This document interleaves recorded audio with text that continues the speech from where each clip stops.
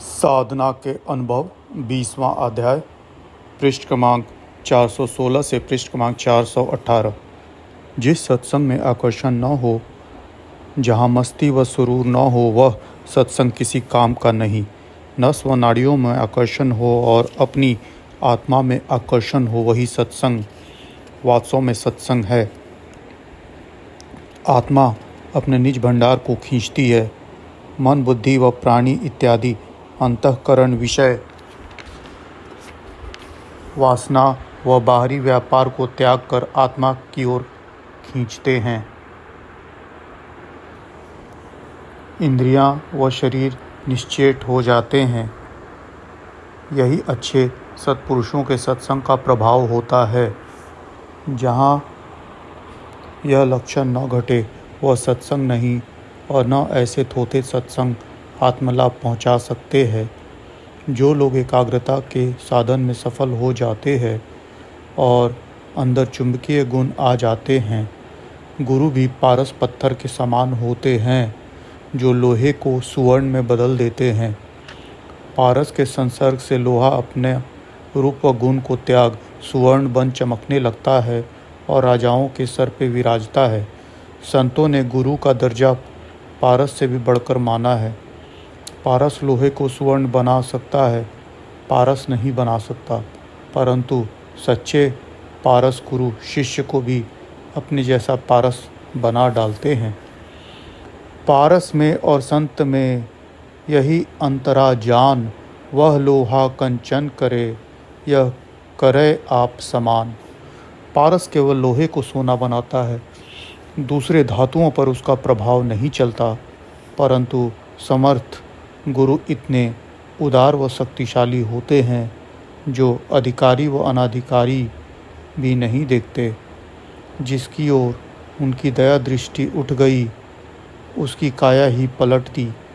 जैसे को तैसे मिले, रीता छोड़े नाही। हमारे गुरु भी जिज्ञासुओं में गुण अवगुण नहीं देखते थे। जो सम्मुख पहुंचा, उसे खींचकर इधर लगा दिया और धीरे धीरे उसके सारे स्वभाव को, सारे कर्मों को बदल के सात्विकी बना डाला। इसके लिए वह कभी मुख से नहीं कहा करते थे कि यह आदत तुम्हारी अंदर बुरी है, इसे छोड़ दो, बल्कि स्वयं ही उसकी छूट जाती थी। हाँ, ऐसे लोगों से यह अवश्य कहा करते थे कि तुम अभ्यास करो या न करो, कभी कभी हमसे मिल जाया करो। देखा गया है कि बड़े बड़े दुराचारी चंद मिनट के मिलाप से ही इतने पलटे कि आज उनमें से अनेक महापुरुषों की श्रेणी में गिने जा रहे हैं। आज उनमें कुछ गुण, कर्म, स्वभाव ढूंढने पर भी नहीं मिलते। ऐसे पुरुष समर्थ गुरु कहलाते हैं। इनकी दृष्टि में इतना जादू होता है कि जिस पर यह पड़ गई, उसे स्वर्ग का देवता ही बना डाला। मैं आपसे पूछता हूँ, लोहे ने सुवर्ण बनाने के लिए क्या उद्योग किया था? वह केवल पारस के आश्रित हुआ था और उसी के समर्पण से उसको यह दर्जा दिया। जो साधक इसी प्रकार गुरु की शरण में जा पड़ता है, उसका स्मरण व चिंतन करता रहता है, समय मिलने पर सत्संग में जाता है, उसे बिना परिश्रम ही सब कुछ मिल जाता है। केवल इतना करना होता है कि गर्व त्याग कर छोटा बनकर उसके चरणों में जा पड़े। उसके अतिरिक्त किसी क्रिया की, किसी परिश्रम की आवश्यकता नहीं होती। गुरु की शक्ति स्वयं ही उसे गोद में उठा लेती है और अमरलोक में पहुंचा देती है। यह उस गुरु की शक्ति और उसके अपने शरीर और मस्तिष्क तक ही सीमित नहीं रहती, बल्कि जो साधक उनसे संबंध कर लेता है, उनमें भी उतर आती है और वह उस गुरु की शक्ति के सहारे उन्हीं सारे कर्मों को कर सकते हैं कि जो गुरु कर सकता था। परंतु संबंध ढीला पड़ने अथवा संबंध छूटने पर फिर उस शक्ति का उनके अंदर से लोप हो जाता है और वह वैसे ही रह जाता है जैसे पहले थे। यह बात कोई असंभव नहीं है। इसको एक वैज्ञानिक दृष्टांत से समझिए।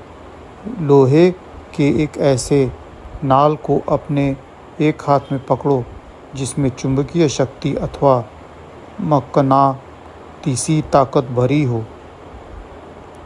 और दूसरे हाथ में एक ऐसी लोहे की छड़ या टुकड़े को पकड़ो जिसमें विद्युत शक्ति न हो। फिर उस लोहे के टुकड़े को नाल के सिरे के समीप लाओ।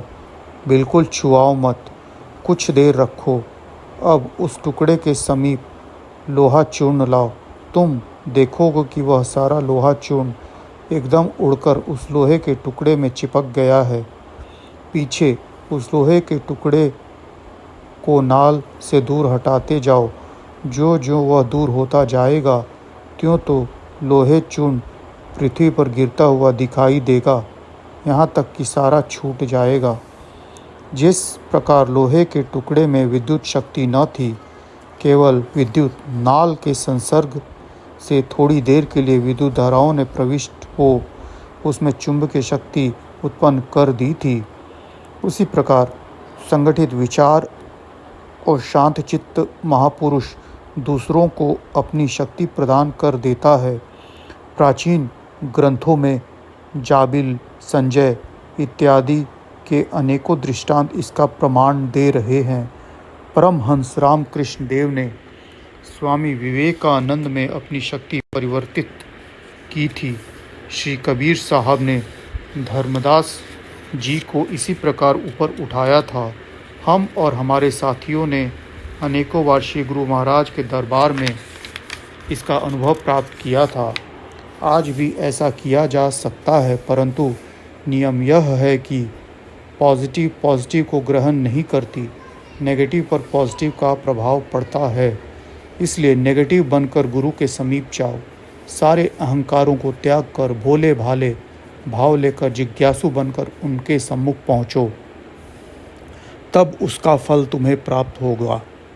लोहा जब तक चूर्ण नहीं बन लेता, चुंबकीय नाल उसे नहीं खींच सकता। मिथ्या गर्व को त्याग कर छोटा बनकर जो गुरु के सामने पहुंचता है, उसी का कल्याण होता है।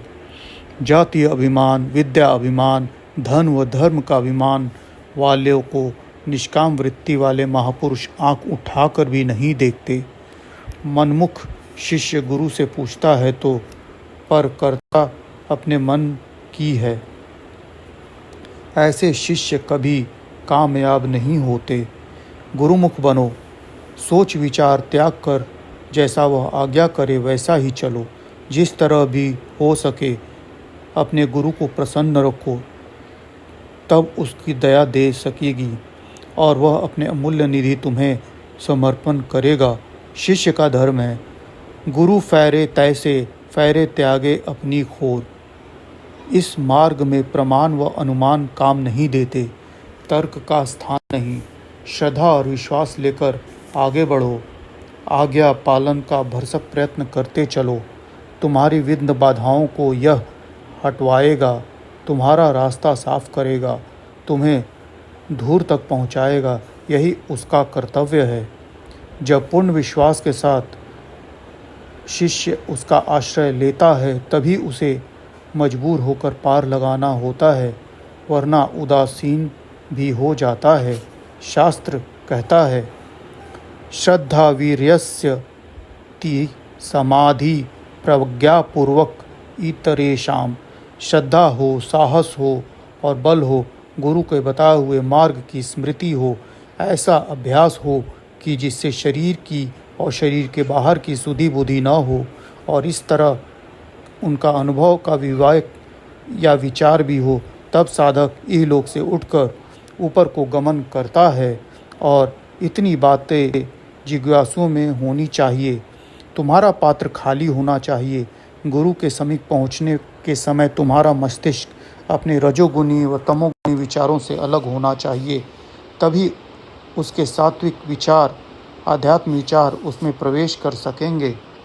अपनी ख्यालात की जो गांठ तुमने बांध कर रखी है, उसे खोलो, में जगह करो, तभी नई वस्तु उसमें भरी जा सकेगी।